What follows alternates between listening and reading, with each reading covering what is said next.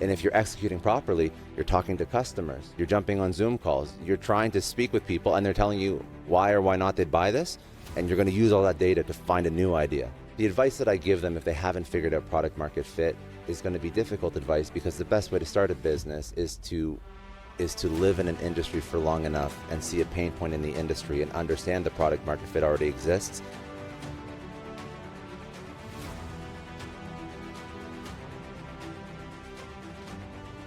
Welcome to the CEO DNA podcast. This podcast is all about getting better entrepreneurs, better CEOs, and creating better founders.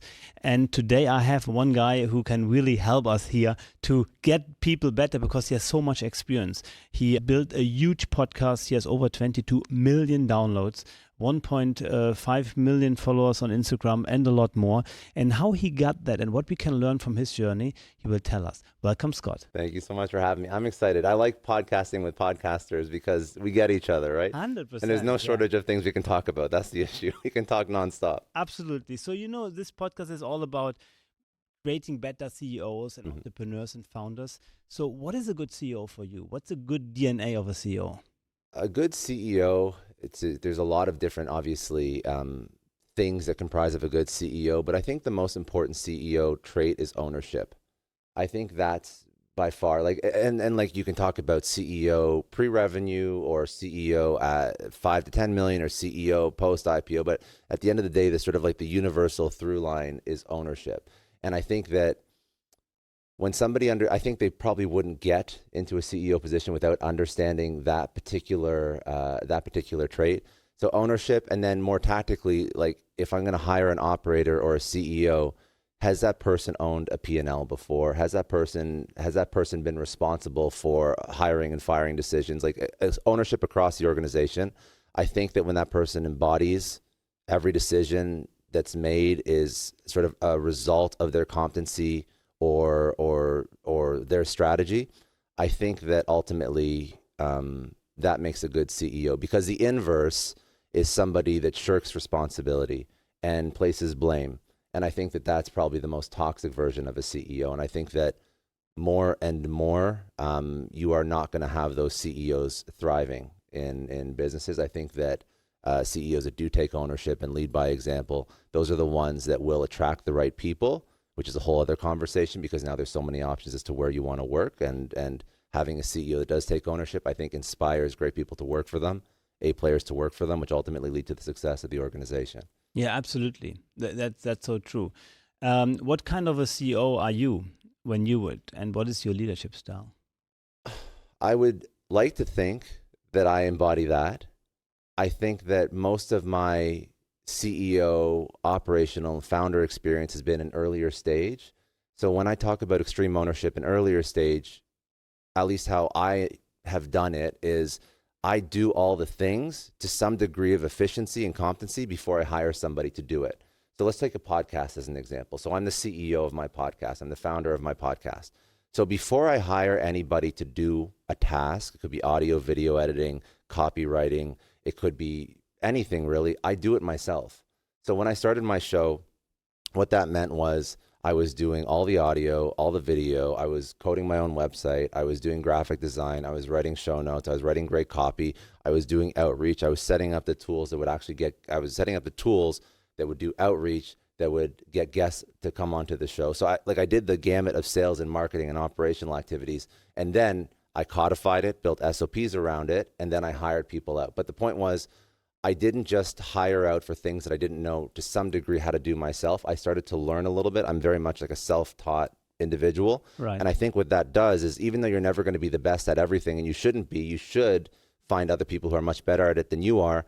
Having a little bit of hands-on experience, especially at an early stage as a CEO, I think is incredibly important. I think that if I was going to transplant an MBA into an early stage startup environment where they've never done anything, they've only ever done the theoretical, I think that's a recipe for failure. I think that's never going to work out well, because when you do the things, not only do you have a degree, a little bit of insight as to how it should work, you can also have a little bit of a BS meter when you're hiring people as to whether or not they can do the job that they say they can do, which will allow you to make better hires, which ultimately people make the organization. True. So let's assume now the company is already a bit mid or later stage, how is the CEO then? Because can he really still be hands-on No, he on can't. everything? So that's where ownership of ownership shifts, right? So now you still are responsible for the company, and you have to be responsible for the good and the bad decisions.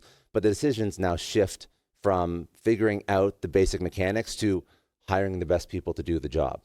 And by the way, I also don't believe that a CEO or a founder, because it's kind of like founder when they first start, then they can try and transition into a CEO. But not all founders are good CEOs.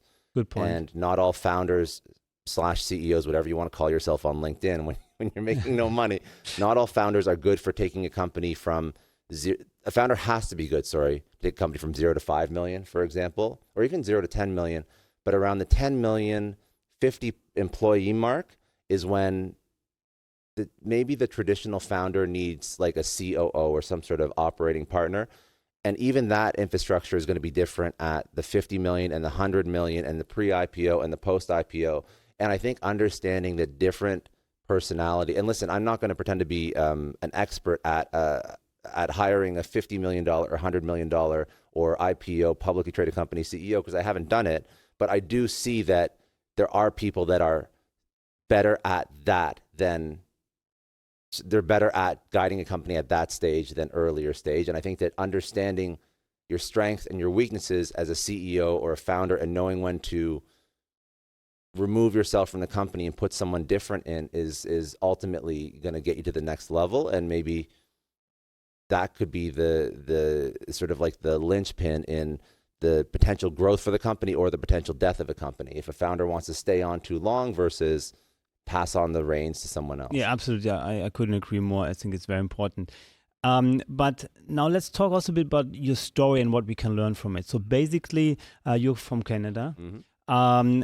And now, yes, you have over 22 million downloads. You have over 1.5 million followers on Instagram. But of course, such things are not an overnight success. So how did it start? In 2010, you started as a business development position I was at going to say Bell, the podcast Canada. didn't start in 2010. No, 2010. So how did it start, and what can we learn from this now as CEOs and founders today? Yeah. So I think that my journey, a lot of people, if founders and CEOs listen to this podcast, my journey is going to resonate with a lot of them, because I didn't actually come from an entrepreneurial family. Right.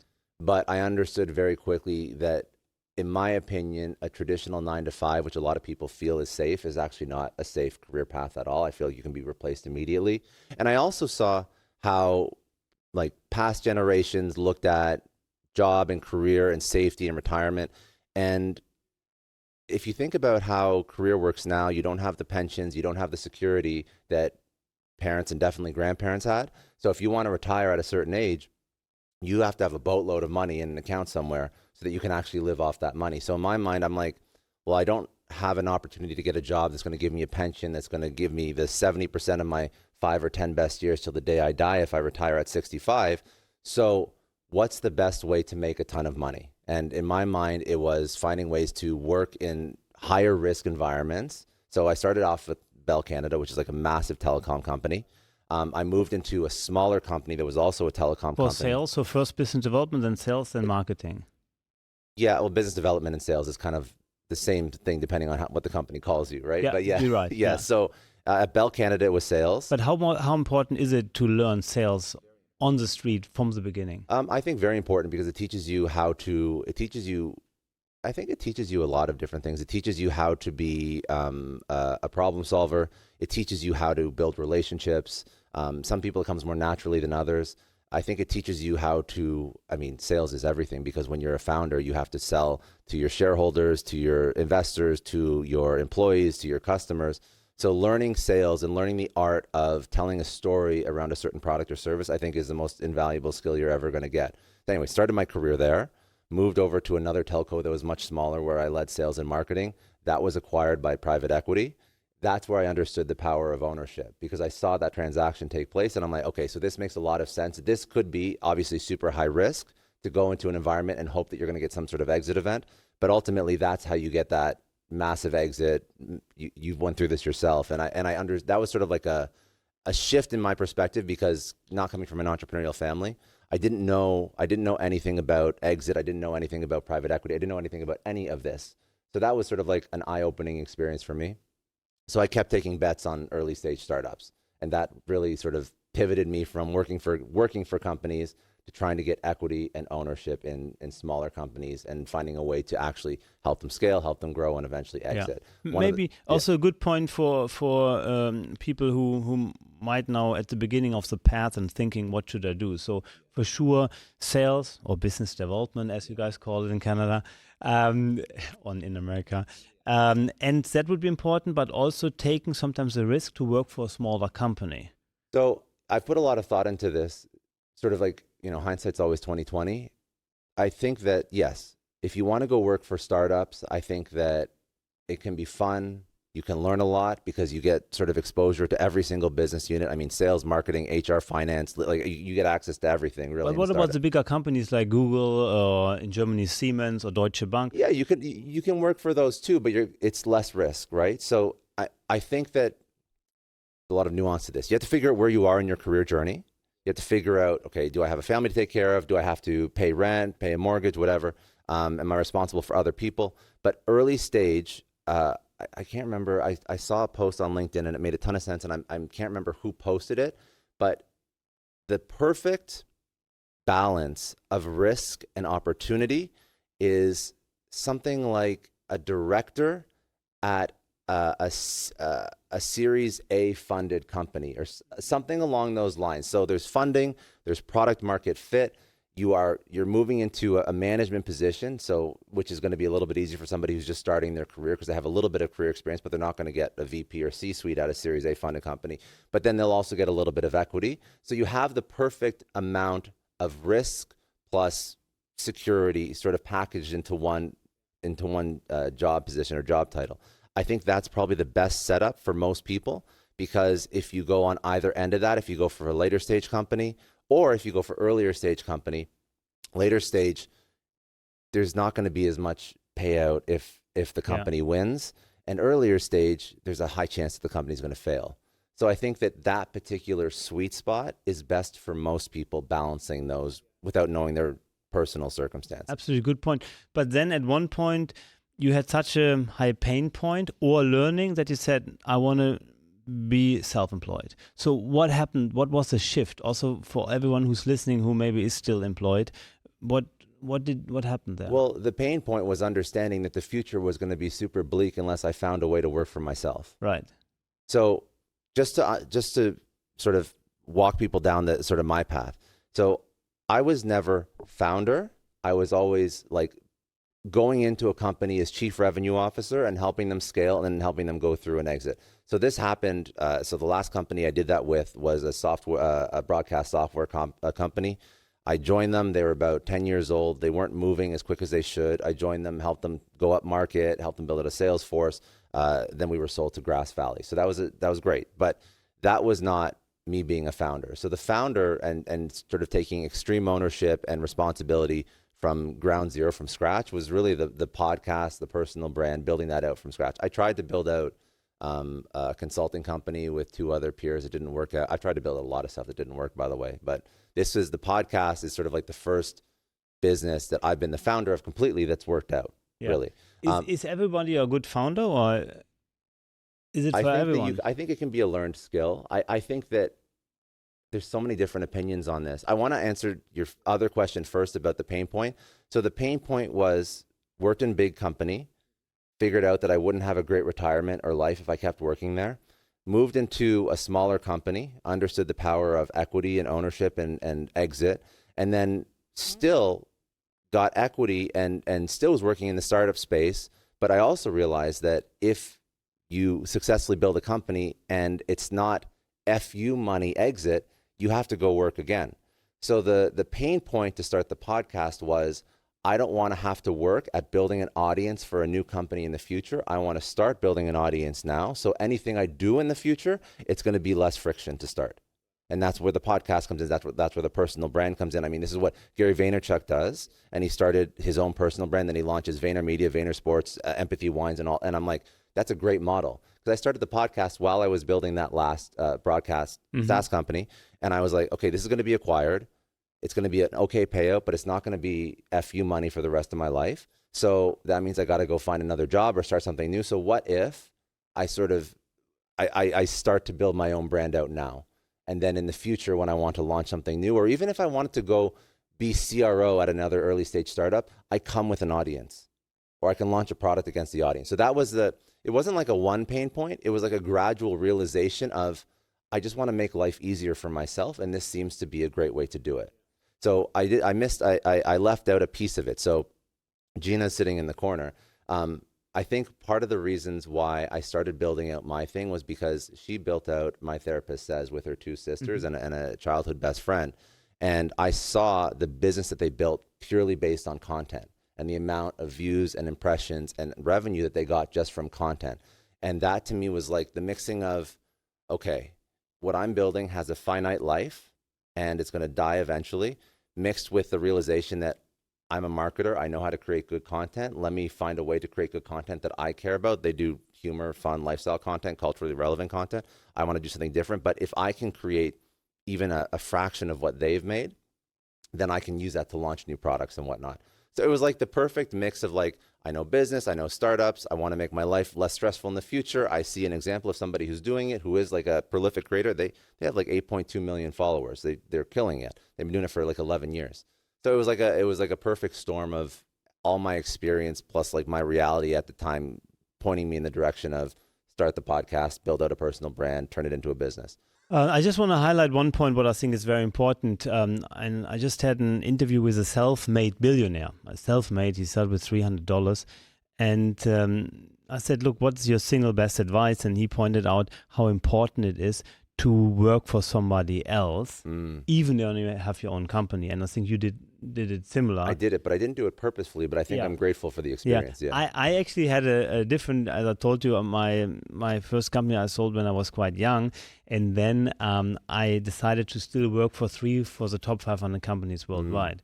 And this is where I really understood standard operation procedures, human SOP and other things, how essential they are also when you want to scale businesses. I think that's super important. I think that is important. I think that's very, very important. I think that it's interesting because, we're at Creator Fest right now. And one thing that I think has made me very successful very quickly is I was a business person first and a creator second. And most people are, not everyone, but most people are, we're kind of very similar, but a lot of creators are creators first and business people second because they're creatives. It's like a left brain, right brain dichotomy. And they have to figure out, okay, I like creating content. And now I have to figure out how to build a business around it. And then what happens is they get screwed by brands or like all this stuff happens, right? Or they don't know how to hire great talent or whatever. So I think that having the business experience, first of all, in large corporate and large and small companies, first, it sets you up for success because you understand how to operate at an enterprise level. You know how to operate in a startup environment. Right. But then if you want to become a creator, I'm an example of that. I can take every business thing that I know, and if I find a way to create content, I can build the framework and the infrastructure around it. So again, it just grows quicker. It's easier. It's smoother. I can hire out a team. I can sort of fire myself from a lot of the different tasks as soon as possible. Yeah. Before we talk about your podcast, you had one step before. 2019, you had advisory roles in different several ventures. I still do. You still do? Okay. Yeah. So what is what can we learn from there? Is there like one common ground of learnings we can do? What's the main issue? What are the pain points? And when you advise, how is your impact? How do you do that? So it's funny because it's some of the things we spoke about are very relevant to the advice that I'd give an entrepreneur, like an early stage entrepreneur. Hands-on, figure it out, have ownership of all the different things. I would say that the most important things that I sort of repeatedly, because I worked with a couple different incubators. I worked with Creative Destruction Labs out of University of Toronto. I've worked with Futurepreneur. I've worked with a couple organizations. What is Futurepreneur doing? It's like they do mentorship. They pair entrepreneur with somebody who's a little bit more. But what can a mentor do?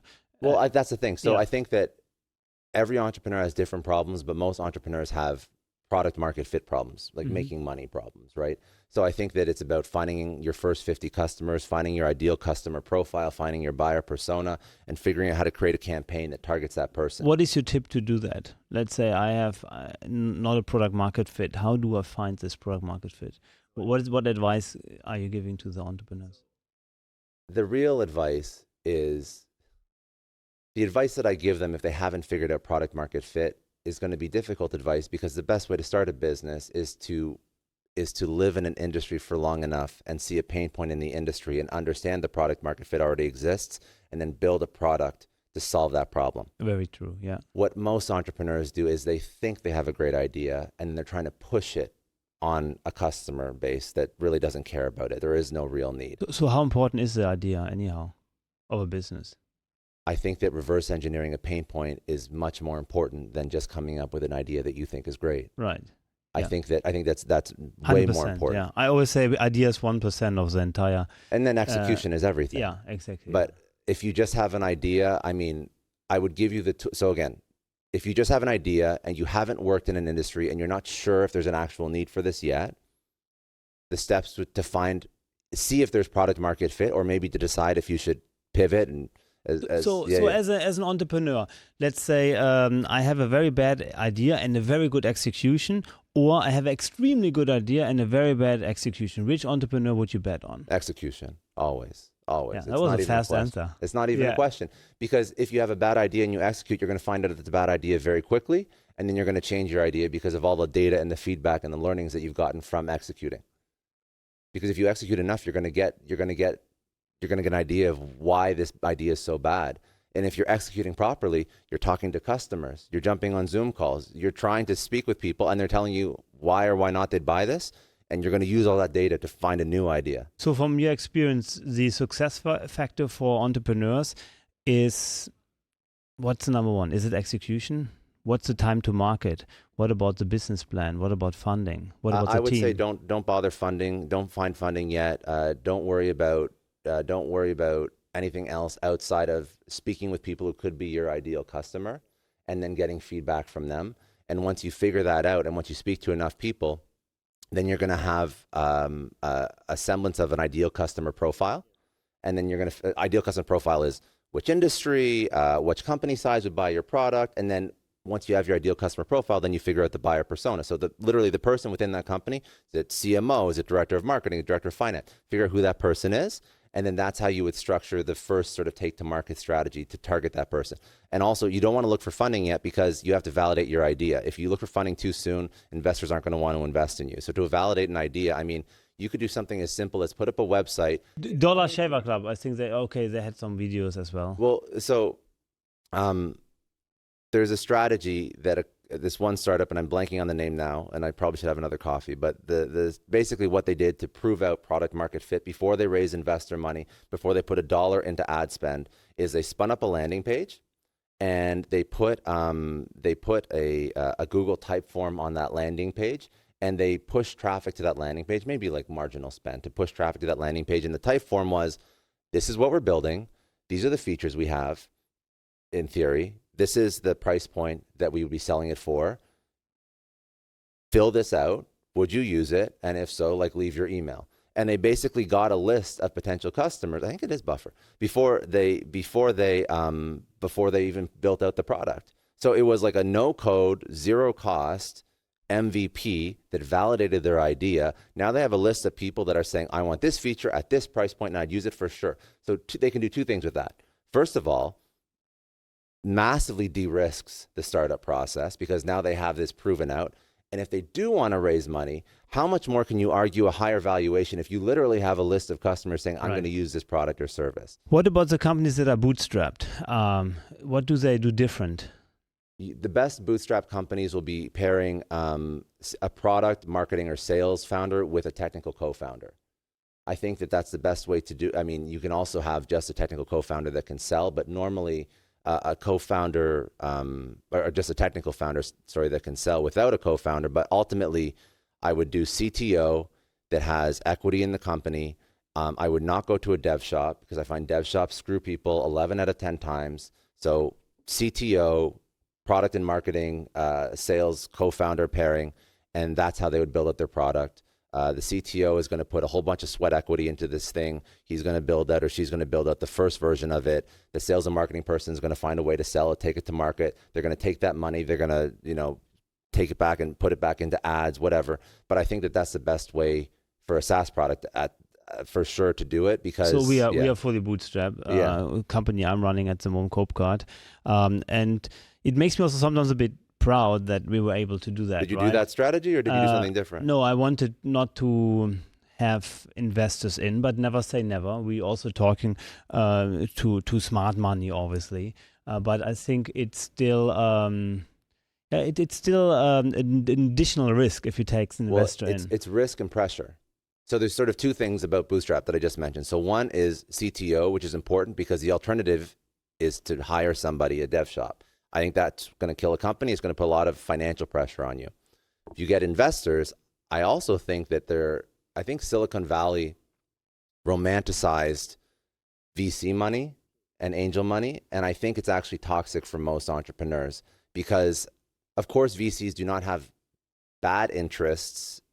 It's not like they're negative and malicious, but the interests of the founder and the interests of the VC are slightly at odds. So the founder does want to build a successful company, especially first-time founder. That company's going to feel like their baby. VC doesn't give a shit. VC has to have a positive ROI, a positive return on investment on that, and they have to have it as quick as possible. So you're a founder trying to build a company, VC just trying to realize a return. That can create a lot of stress, mostly for the founder.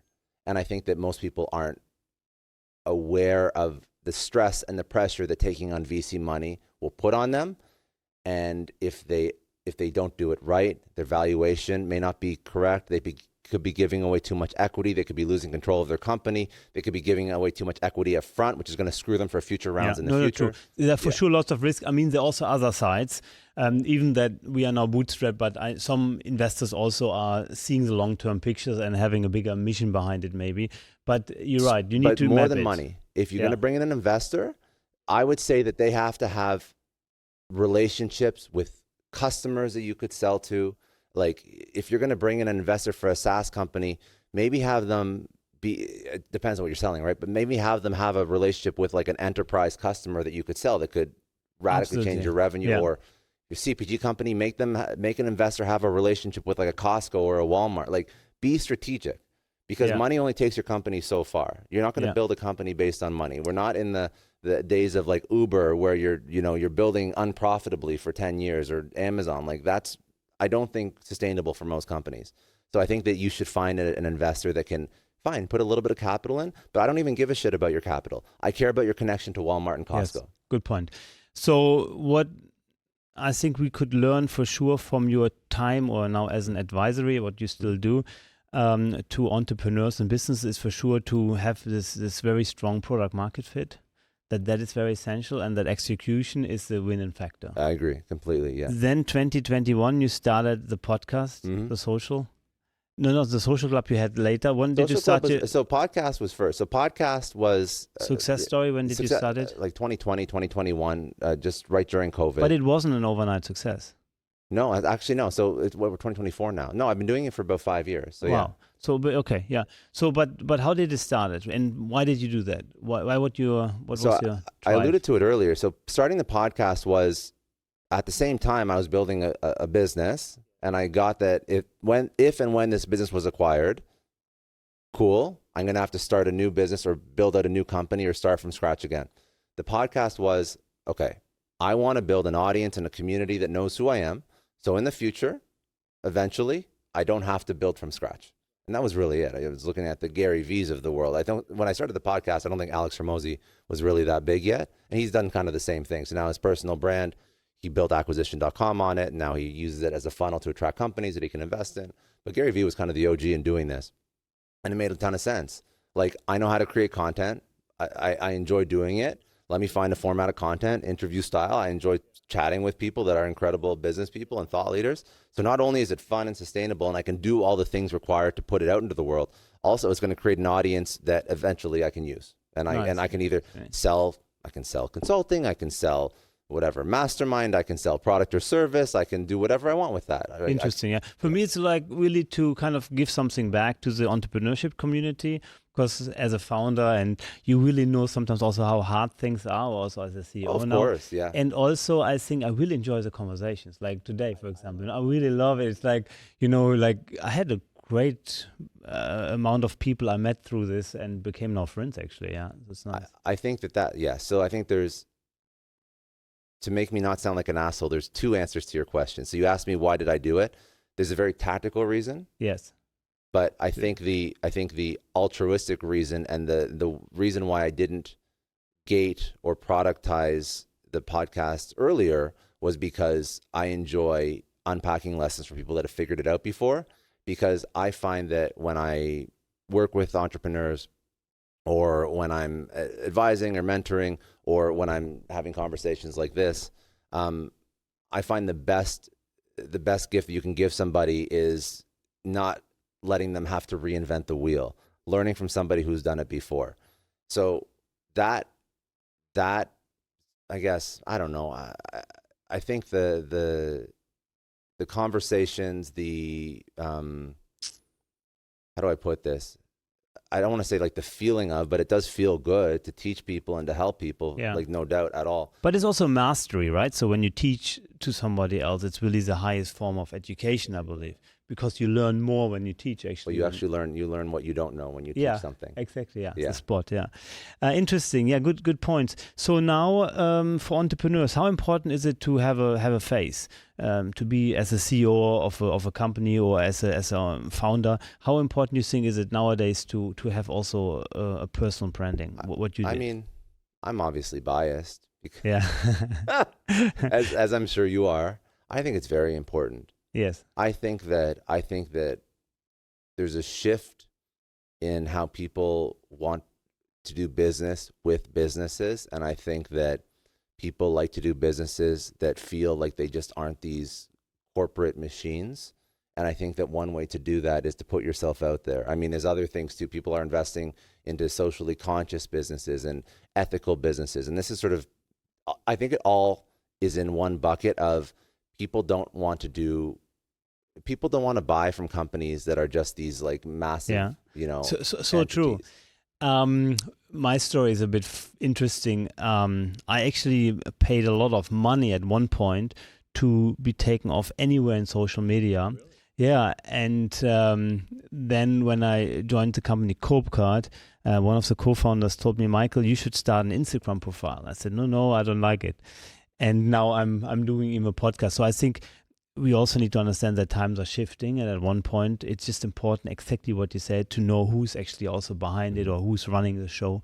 I think that's very important. You're right. And I think that CEOs need to not be so worried about saying the wrong thing. Absolutely. I think that you have to be real. And authentic. You have to be authentic. And I know that's kind of an overused word, but it's very true. I mean, unless you are, I've said this a few times, like, because people ask me, like, are you nervous about putting yourself out there? Unless you're actually a bad person, you're not going to get canceled by voicing your opinion. And to be honest, if you do have a strong opinion on something, what will end up happening is you're going to attract more people that are like-minded towards you. So whether it's not, I don't think it's ever really going to hurt your business unless you're actually not a good person, which hopefully none of. Yeah.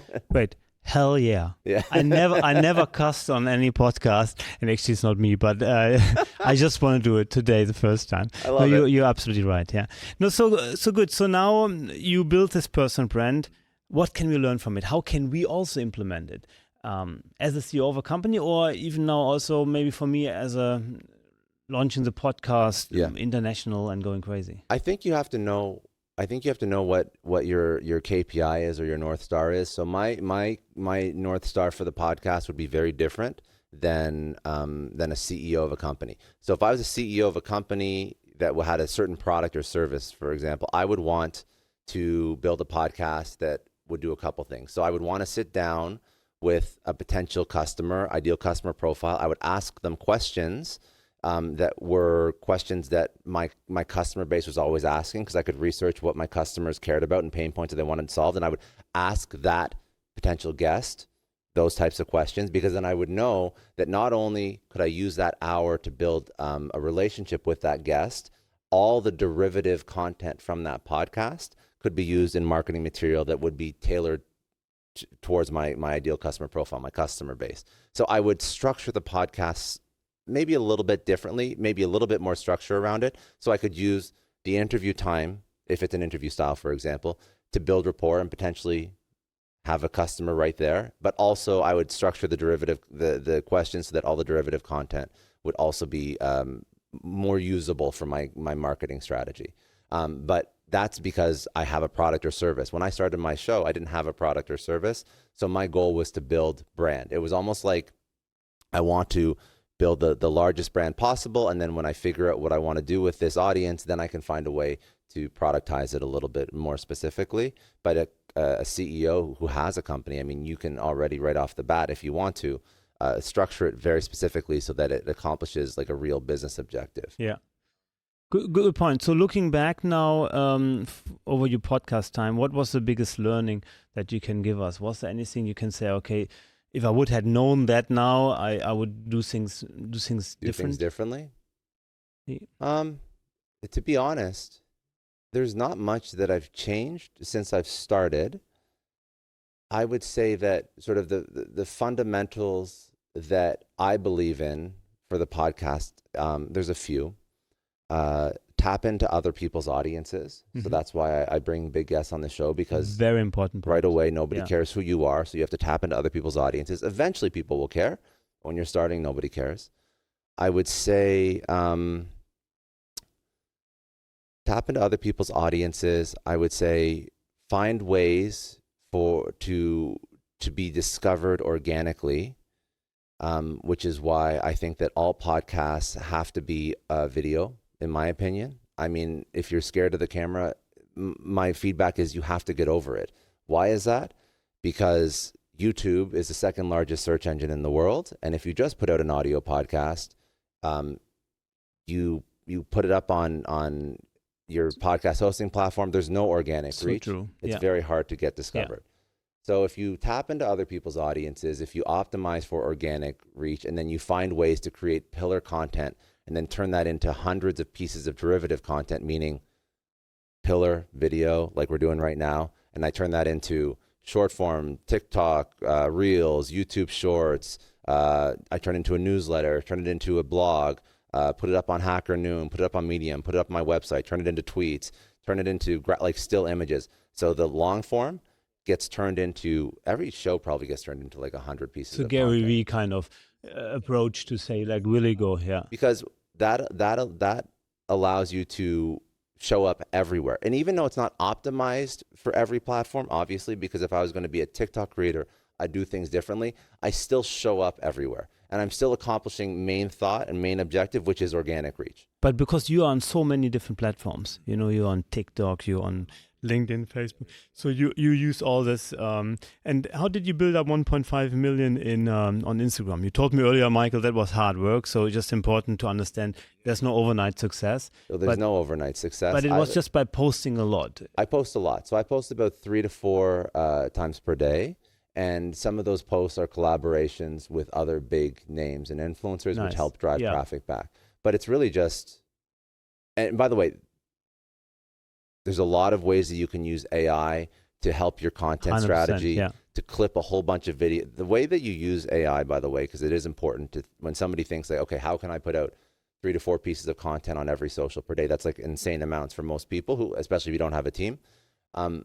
It is a lot, but if you use tools like Opus.pro, which is an AI video clipping tool, if you use some of these tools, that you can use AI to do like a first pass at a lot of the content you put out. AI and right now today is not good enough, in my opinion, to be the finished or end result, but it's good enough to create the first version of content that you can then edit and massage, and it basically takes away 90% of the admin or the grunt work associated with content creation.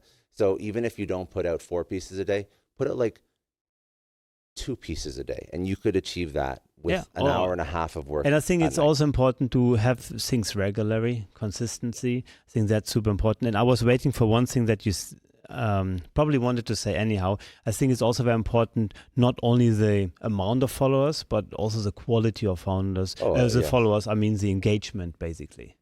Yeah, so that sort of brings you back. Yes, yes, Yeah. 1,000%. Like, not even a question. Because on our platform on Kloep, I see also lots of who sometimes have only 3,000 followers, but make a lot of revenue, more sometimes as somebody with 100,000 followers, for example. So, yes, I mean, I think that followers are vanity metrics. Um, I think that for most people, they don't have to have even 100,000 followers on Instagram. They have to understand how their content is driving a business objective. So that's really it. And if the content is driving a business objective, if the content is part of a funnel, which it should be, and you have a product or a service that you're selling, I mean, followers really don't matter. If you like my show, what I'm trying to do with my show is I'm trying to not compete because I believe in abundance. I believe there's more than enough room for everyone to play, but I'm 100%. benchmarking against Diary of a CEO or My First Million or Tim Ferriss or Tom Bilyeu or Lewis, and I benchmark. CEO DNA. Yeah. All these are all, yeah, exactly. Yes, exactly. Cook, Germans can be funny sometimes, is it? And I'm pushing for that level of guests and that level of exposure. But that's a very different strategy, again, than somebody who has a business, a CEO of a company, and wants to build a podcast to sell more product. Right. Yeah, understood. Let's look a little bit in the future. And what kind of legacy do you want to leave behind? What's your goal with your leadership and with your ventures? Yeah. So I sort of have two objectives. The first objective is more with the podcast and the content and teaching as many entrepreneurs as possible. Because I started a second show. See if it keeps going. I'm not sure, but it's a daily show where I do like a 10-minute educational business idea once per day. That's called the 10-minute MBA, if anyone wants to listen to that. But that's less interview style. But the point is, I genuinely enjoy making people's lives easier because I feel like entrepreneurship is convoluted and confusing. I know other people are creating content like myself, but I mean, like if I can just help one or two entrepreneurs upskill and understand how to break out of a situation they don't love and they hate their life and they hate their job, and they can listen to some of my content and they can upskill personally and professionally, and they can go and build their own thing or improve their situation or circumstance, that to me is a win. So I never want to gate my content, and I never want to stop helping people basically just remove the stress in their life. That's really the goal, because I really don't believe life has to be as complicated as we say it is, as we think it is, rather, for most people. So I think that that's really the goal of the content creation. And I'd like to just do that at a larger and larger scale. Like the more people that listen to this show, I genuinely believe the more people that are helped, whether or not it's learning from somebody who's inspiring or learning from something that I've done and I've taught over, that to me, like I want to do that till the day that I die.